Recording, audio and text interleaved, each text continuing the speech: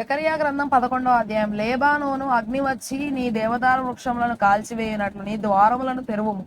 దేవదారు వృక్షములు కూలెను, వృక్షరాజ్యములు పాడైపోయెను. సరళ వృక్షములారా అంగలాచుడి, చిక్కని అడవి నరకబడెను. సింధూర వృక్షములారా అంగలాచుడి, గొర్రె బోయల రోదన శబ్దము వినబడుచున్నది. ఏలయనగా వారి అతిశయాస్పదము లయమాయెను, కొదమసింహముల గర్జనము వినబడుచున్నది. ఏలయనగా యొర్దాను యొక్క మహారణ్యము పాడైపోయెను. నా దేవుడైన యెహోవా సెలవిచ్చినదేమనగా, వధకేర్పడిన గొర్రెల మందను మేపము, వాటిని కొనువారు వాటిని చంపియు నిరపరాధులమని అనుకొందరు. వాటిని అమ్మిన వారు మాకు బహుద్రవ్యము దొరుకుచున్నది, యెహోవాకు స్తోత్రమని చెప్పుకొందరు. వాటిని కాయువారు వాడి ఎడల కనికరము చూపరు. ఇదే యెహోవా వాక్కు. నేను ఇకను దేశ నివాసులను కనికరింపక ఒకరి చేతికి ఒకరిని, వారి రాజు చేతికి వారిని అందరినీ అప్పగింతును. వారు దేశమును నాశనము చేయగా వారి చేతిలో నుండి నేను ఎవరిని విడిపింపను. కాబట్టి నేను సౌందర్యమనునట్టియు కటాక్షము బంధకమనునట్టియు సమకూర్చుట అని ఉన్నది. 2 కర్రలు చేత పట్టుకొని వధకేర్పడిన గొర్రెలను ముఖ్యముగా వాటిలో మిక్కిలి బలహీనమైన వాటిని మేపుచూ వచ్చితిని. 1 నెలలోగా కాపర్లలో 3 సంహరించితిని.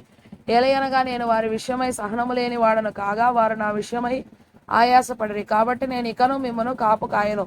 చచ్చునది చావవచ్చును, నశించునది నశింపవచ్చును, మిగిలినవి ఒకదాని మాంసము ఒకటి తినవచ్చును అని చెప్పి సౌందర్యమును కర్రను తీసుకొని జనులందరితో నేను చేసిన నిబంధనను భంగము చేయనట్లు దానిని విరిచితిని.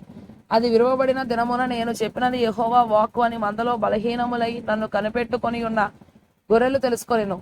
మీకు అనుకూలమైన ఎడల నా కూలి నాకు ఇయుడి, లేని ఎడల మానివేయుడని నేను వారితో అనగా, వారు నా కూలికై 30 తులముల వెండి తూచి ఇచ్చిరి. యెహోవా ఎంతో అబ్బురముగా వారు నాకు ఏర్పరిచిన క్రయధనమును కుమ్మరికి పారవేయమని నాకు ఆజ్ఞయ్యగా, నేను ఆ 30 తులముల వెండిని తీసుకొని యెహోవా మందిరములో కుమ్మరికి పారవేసి తిని. అప్పుడు బంధకమనునట్టి నా 2వ కర్రను తీసుకొని యూదా వారికి ఇశ్రాయేలు వారికి కలిగిన సహోదర బంధమును భంగము చేయునట్లు దాన్ని విరిచితిని. అప్పుడు యెహోవా నాకు సెలవిచ్చినదేమనగా, ఇప్పుడు బుద్ధి లేని యొక్క కాపరి పనిముట్లను తీసుకోము.